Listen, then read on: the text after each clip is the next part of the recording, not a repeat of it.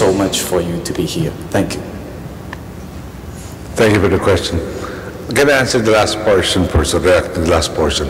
When I was smiling, perhaps it's my own coping mechanism. I smile when there's something of intense absurdity that I'm confronted with. The people involved, the police official involved in charge of the operations, failed to follow instructions. And he is actually undergoing various administrative and other procedural aspects to correct his lapses at that point in time. It was roughly, I was in office for about a month. Perhaps they weren't comfortable taking orders for me at that point in time. Now, we regret that such an incident happened. We pride ourselves on our hospitality. And we had tried to wear down the person who was, shall we say, at the very least mentally unbalanced at that point in time. Various errors happened.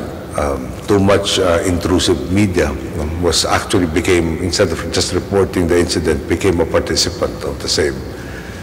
Lessons were definitely learned. These have been incorporated with regards to our procedures in handling similar situations.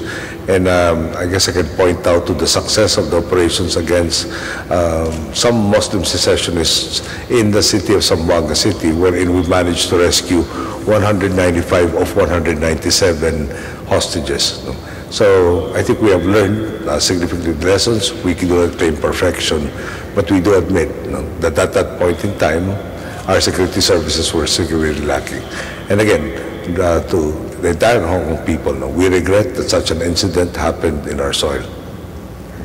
In our exclusive economic zone, then they have to conform to Philippine law. Now that debate is, I think, as to whose law should apply in whose exclusive economic zone. Good afternoon. Go to the side. Yes, thank you. Good afternoon, Mr. President. My name is Ligailo Arce.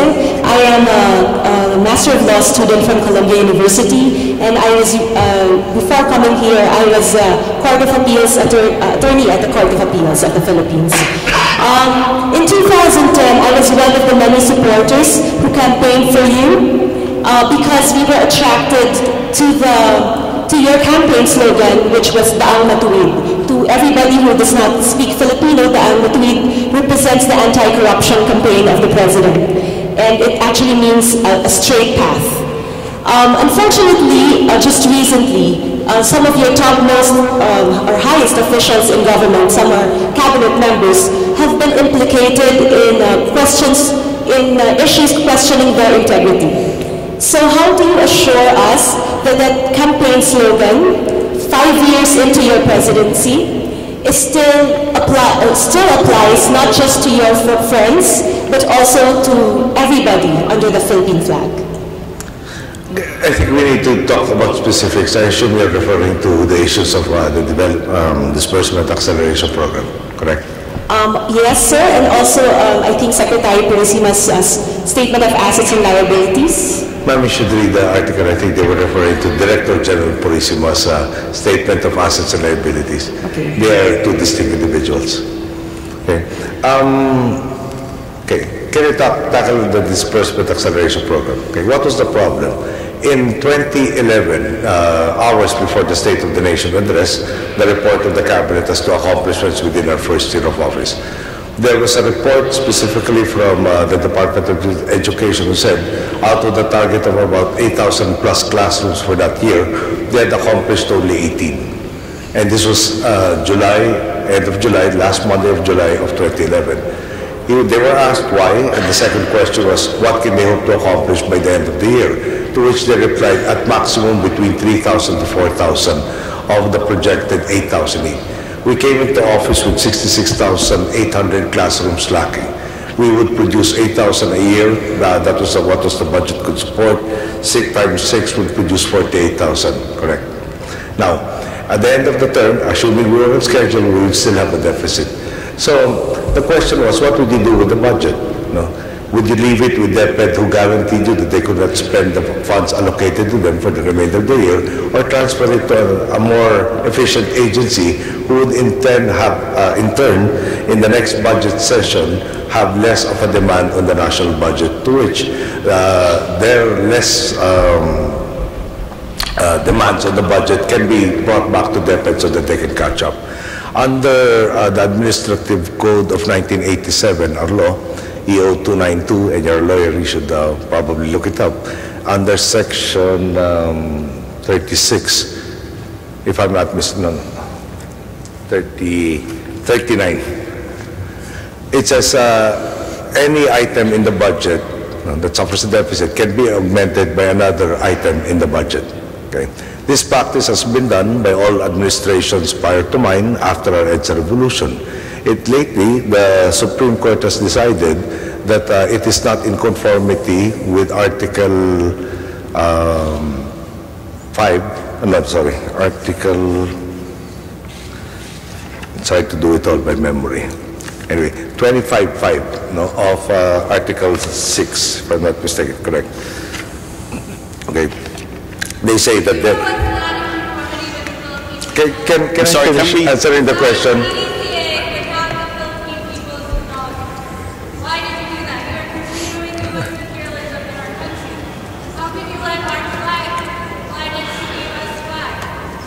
I'm sorry, everyone's welcome to ask the questions, but please, can we keep the discussion civil? The President's agreed to take all your questions, so just wait your turn and you can ask. It's not a problem.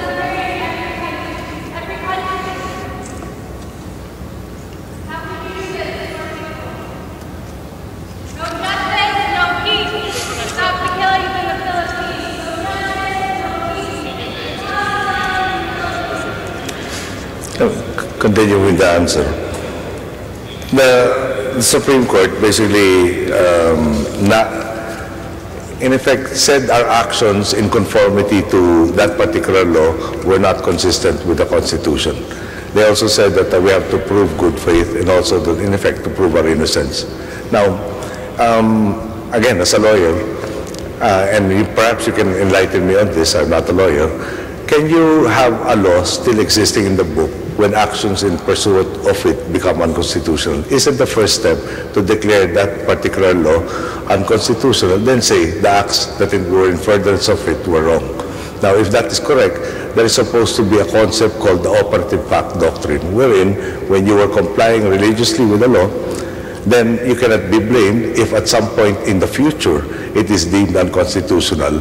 You cannot be faulted retroactively. Am I incorrect in any of the assumptions that I've had? That is, and if I'm correct, that is the basis for the motion of reconsideration we have filed with the Supreme Court, and which is currently under deliberations by them. So, at the end of the day, we were made to decide, do we keep it in various departments who promised us, who guaranteed to us that they could not use it? Do we keep it there and deprive the people of the good that can come from expenditure? You must remember that when Congress says you are authorized to spend on this or that, there is a common good that is sought to be achieved. So not delivering it denies the good. And if the department tasked with providing the good tells you there is no way they can do it, can you in good moral conscience say, let us keep it to where it will not be put to use? So we believe we were empowered by that law. There has been a review. We have been very transparent as to where this went and why it went there. And this is now up to the Supreme Court to determine whether or not there was a wrong with it. We just finished an impeachment process in our Congress, and besides the 3 who filed the complaint, or part of the 7 who filed the complaint, the whole Committee on Justice supported our position on this. How about the second issue, Mr. President? Sorry, the intervening issue clouded my mind. What is the second issue? The high-ranking officials in your government which are implicated in integrity questions. Then, we actually have several websites that deal with the integrity issue. There's a program called RIPS, if I'm not mistaken. Yeah, this is my 91st engagement since leaving the Philippines. So I will beg your indulgence if I'm a bit showing exhaustion already. But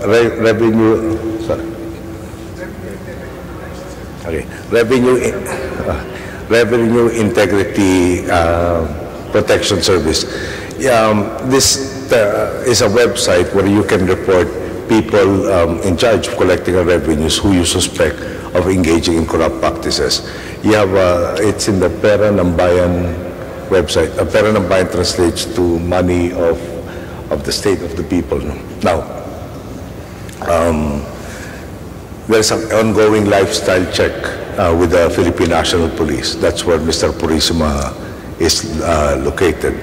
The Ombudsman has been very active in filing cases left and right and conducting preliminary investigations. The COA has been coming up with very zealous reports. COA is a commission on audit on exactly where questions arise out of expenditure of the people's funds. So when there are processes involved to determine when you're accused, and I guess if you're in government service, you're accused, you're also entitled to presumption of innocence until you're proven guilty. So we ask and encourage everybody that has a particular case or any case and to present the appropriate evidence to the bodies in our constitution and our laws that are tackled or are supposed to tackle questions of integrity and resolve it. But has any? I'm sorry. I think we need to go to the other side now. We've had a couple of very good points. If you don't mind, can I answer that? Has anybody been made to pay? How many people? My predecessor is in jail. 3 of our senators incumbent are also in jail. Their cohorts in the pork barrel scam are also in jail in detention awaiting trial. Any from the Liberal Party, Mr. President? There are 2 that have been accused that have posted bail because they were not charged with plunder previously. Grace Padaka and Neris Acosta come to mind. Perhaps you should look at other websites besides the ones you've been watching. Thank you, Mr. President. Thank you. Right, we can go over to the other side. I'd just like to stress this is a place of free expression. We all have a chance to ask questions. We just like everybody to wait their turn and then you'll have a chance. No holds barred. It's all fine. Just let's maintain an air of civility becoming to this venerable building and this great university. Thank you. Good evening, Mr. President. My name is Ben Swanson. I'm a first year at Columbia College and I'm from Lexington, Kentucky, down south. And I've read a fair amount about your administration's efforts to negotiate with the Moro Islamic Liberation Front, and my understanding is that you've successfully concluded peace negotiations with them pursuant to Congress passing a law essentially giving a section of the Southern Philippines autonomy. And you said yourself earlier that that law is now under review by Congress, and I'm curious how likely you think it is that Congress will approve that law in its current form, and what you think the prospects for peace negotiations look like if Congress does not soon approve that law. Well, it will really be a serious setback if Congress doesn't approve that law, but I think anybody who would position, there will be grandstanding, of course, but at the end of the day, opposition to it will label you as anti-peace, and I don't think any politician would want to be labeled as anti-peace, specifically also in that portion of the country, which has had the misfortune of having this long-running insurgency dating from the late 60s, which has claimed so many lives. And hopefully, the resources that have been devoted to the Bangsamoro under administration, under the armed setup, will already be showing impact as to the betterment of the lives of the people there. So again, anybody who opposes it and doesn't come up with a cogent reason as why they would oppose it would then be anti-peace and would probably have very little supporters come election time, which will happen in about 2 years' time for us. Thank you. Thank you. Okay, thank you. Hi, Mr. President. My name is Isabel Lacson, and I'm a second-year student at our School of International Public Affairs, studying public administration. And I hope no one will interrupt me, because I'm going to read. I consider it one of my life's greatest honors to have served under your administration for 3 years in the House of Representatives. And I came to Columbia last year with the intention of learning how to become a better public servant with the hopes of returning to the Philippines after. My international colleagues find my intentions to be only natural, as many of them are here with the support of their government and are returning to their positions and bringing their new knowledge with them after school. However, fellow Filipinos always ask me, why would I return to our government and waste time? I'm sure that this comes as no surprise to you that many of our fellow countrymen find that public service should not even be considered by young people like me. My question to you is, what do you plan to do in your final years of your administration to counter this ingrained mindset? Or what do you hope that your successors implement to encourage young, talented individuals who hope to make a difference in our country? Of course, it's easy to say that the youth are the hope of the nation, but I believe that you boldly have taken the first step by addressing the issues of corruption in our administration. But what do you see as the next step for the youth to see government as a viable option? Well, thank you, Isabel. Yes. Thank you for your really splendid thoughts. Yeah, one of the members of my staff formerly who has resigned because he's taking a 2-year program here. I wonder if he should be the one to answer that. I know him, Mr. President. Okay. And then there are others. My entire speech writing team is composed of people no older than 25. They have put on hold their lives. They think in their contributions, not the pay, the contributions are worthwhile. I guess let me answer it to you on a general basis. If there was a point in time in our country when in Tagalog it said, kung hindi ikaw, sino, at kung hindi ngayon, kailan. In English, that basically means if not you, then who? If not now, then when? And talking about changing the situation. So, let me answer it in this manner. If you, by default, say, it's not worth my time, it's not worth my talents, let all of those people with various vested interests take over it, then exactly what hope of a good government can you have if you are not ready to engage? By default, you will give it all to them as opposed to you can challenge them. I am president of the country right now, but I still have to contend with people who believe they have vested rights and they have entitlements more than any other citizen. Sometimes practically to my face when they continue their corrupt practices. And we will continue to challenge them because to do otherwise will be to perpetuate that which they're doing and to the detriment of everybody else. So I go back. If you feel compelled to put in your participation, then you choose not to because you think it might not amount to anything. Then you guarantee that it will go to the dogs because you left all the dogs to play in it. Thank you. Thank you. Thank you. Hi, Mr. President. My name is Koichiro Marita from Japan. I'm a student at the SIPA. My question is about the security. In 2000, the U.S. Army withdrew from your country, and some people point out that it will give neighboring countries like China give opportunity or rooms for insisting on territorial problems, and it will hide the possibility of future crisis in the future. So what do you think about the significance or the merit of this withdrawing? And do you think the merit will be valid for your country in the long run? So, can I hear the last portion of the question again? Yes, sorry. And do you think that the merit will be valid for your country in the long run? But let me try to answer the question as I understood it. First, the Americans left not in 2000, if I remember correctly, in the early 90s. No? Sorry. Now, second, in a sense, that was a mutual decision to a certain degree. Now, currently, the Americans, through their former ambassador, said there is no intention to go back to that period of having bases everywhere and anywhere. Now, but the bottom line is we welcome America's intention to refocus on Asia. We think that they will be a stabilizing force, and where stability happens, there will be prosperity. So, at the end of the day, we're basically just saying, all of us are entitled with inalienable rights. Let us respect each other's rights, and let us work towards attaining prosperity for all instead of inflaming tensions amongst and between us. Thank you. Thank you. Thank you. Nice to meet you, Mr. President. And I'm also a student from China. Sorry, I think we have to stop the questions at this point. Okay. I'm sorry. Can we take one last? Mr. President, you'd like to make some final comments? I can take this last question. Okay, yes. All right. And we know that since your presidency, the Sino-Philippine relation has become tougher and tougher, and both sides claim the sovereignty of this island, and no one wants to make a concession.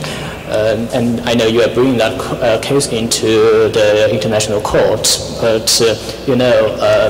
the things has been put in a dilemma because no side is going to take the confession. So, will you meet President Xi in this November at Beijing, or do you have any plan to relieve the tension between the two countries, because they have to turn the relation has to turn to normal, you know? Yes. Well, it's not because I stepped into the presidency that I purposely seek to inflame tensions with China. They have been existing for decades.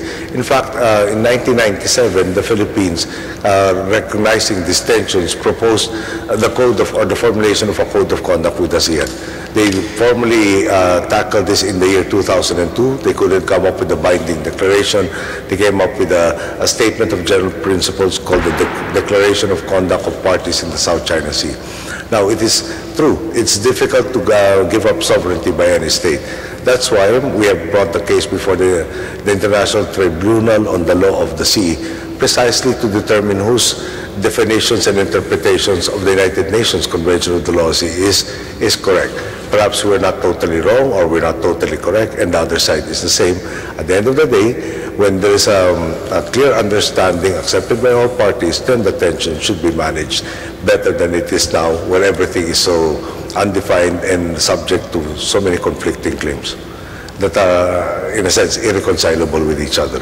So that is root that is embedded in the United Nations Convention on the Law of the Seas, to which both the Philippines and China are signatories, as a means of peacefully resolving disputes such as this. And we're hopeful that that resolution does happen, which leads to stability in the region, which enables an environment that can bring about prosperity for all. And that is our hope. And as a last point, in 2011, when I had a state visit to China and I talked to President Hu Jintao, President Hu Jintao stated that this should not be the be-all and end-all of our relations, and we have tried to do that. And as proof positive of this, in 2011 alone, investments by Philippine companies to China amounted to something like $2.5 billion. Investments by Chinese companies in the Philippine economy were about $600 million. Tourists that China sent to the Philippines numbered about 200,000 per annum. The Philippines sent China 800,000 tourists. So there is really room for prosperity for both, and a natural affinity, in a sense, for both. But at the end of the day, I am tasked by our Constitution to defend our rights, and we are doing so in a peaceful, non-belligerent manner to the benefit of all parties concerned. Thank you, sir. Thank you so much. I'm afraid we have to draw